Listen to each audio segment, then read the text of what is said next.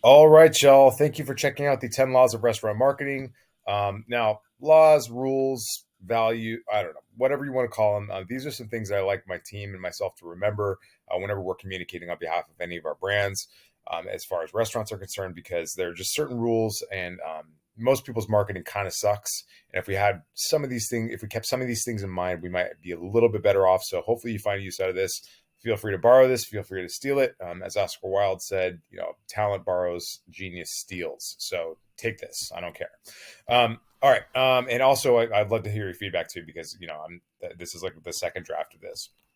So, values first. Our values are the heart of our communication. So this is a really important thing that most that you should have if you have a bar or restaurant. So this is Overthrow Hospitality. This is my job, and we have our mission right up here, front and center. Honestly, none of our website visitors care about this, but this is more for our direction. So we make sure that this is, our values are very clear and concise and decisive for us, so we don't have to guess what we do and why we do it. So everything that we do is filtered through our values first. Second rule is reviews are gold. So reviews are probably the single most important marketing tool that you can possibly use.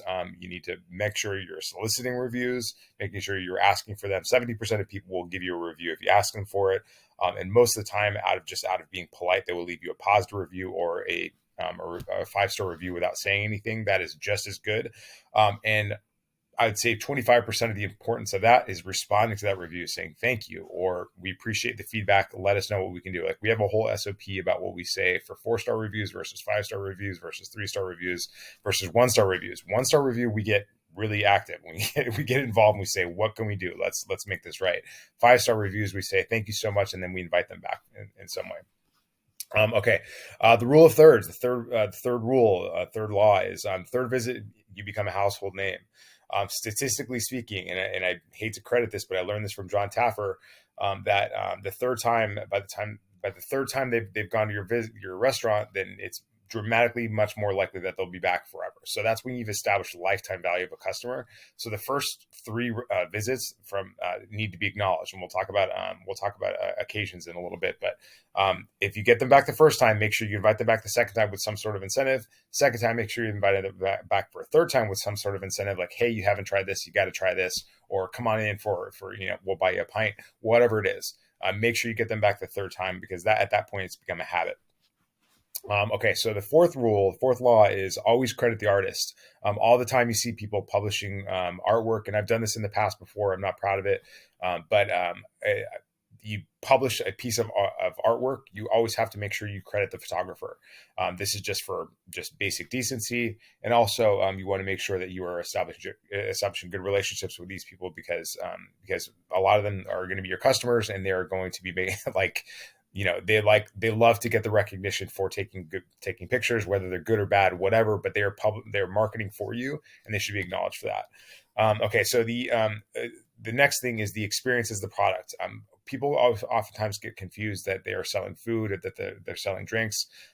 That's not what people go for, or go to bars or restaurants to do. They want to know how the experience is going to make them feel. And so if you acknowledge that and understand that, then you will have a much more holistic approach to what you're actually providing for people. And again, they will start to market for you. And if you are capturing more about what people are feeling as a result of going to your place, then that is very, very good, authentic marketing.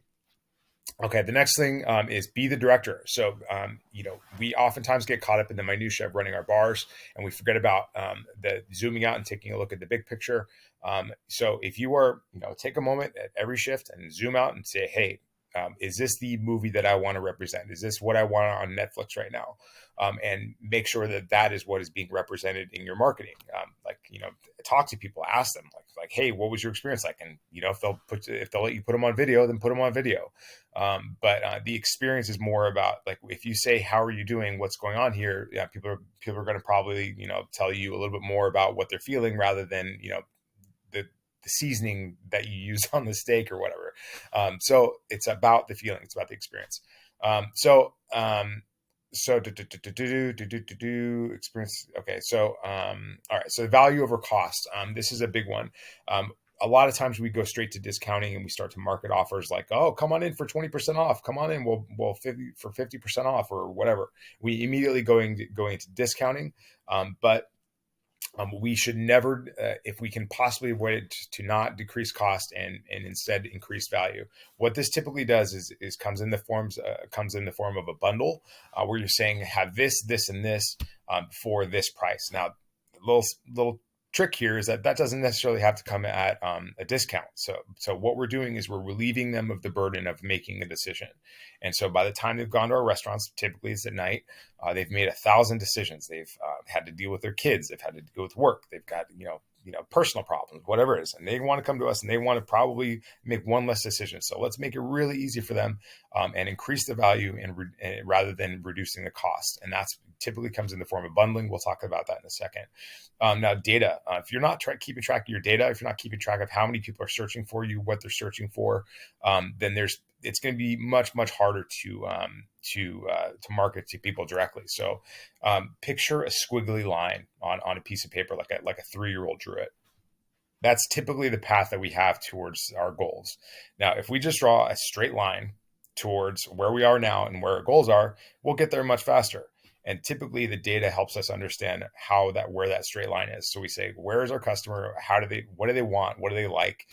And so I like to collect a lot of data, and I like to ask them for it. And I like to survey people and say, hey, what do you like? What don't you like? And then do more of the stuff that they like and do less of the things that they don't like. And also check the bathrooms. People love bathrooms. Okay. The next one is, so data is probably the single most important factor for me. That's the part that I love the most. All right. So blow up occasions. Blowing up occasions is people need to feel recognized, and they need to understand that they're there for a reason and that they're being appreciated for the decision that they've made. Now, this doesn't mean pandering. This doesn't mean servitude. This means like, hey, is this your first time here? Okay, well, you got to check this out. There's something you got to check out. And don't let them leave until they've at least considered something that you want to offer them. And then acknowledge that they did, say, thanks for coming in. We really appreciate you giving us a shot. Second visit, like, hey, you know what? Last time you were here, you had this, and we appreciate that. No, that was awesome, but now you should try this. And give them a reason to come back. And then maybe that time, give them a little splash. Third visit is the crucial third visit that actually creates lifetime value. Obviously, if you're having service problems and people are not leaving you positive reviews, then work on that first. But if they come into the third visit, they've had a consistent positive experience, and then it's like something in the 70% more likely that they will show up again. So that is extremely high. So it's much easier to remarket to people that have been to your restaurant, that already know, like, and trust you, than it is to acquire a new customer.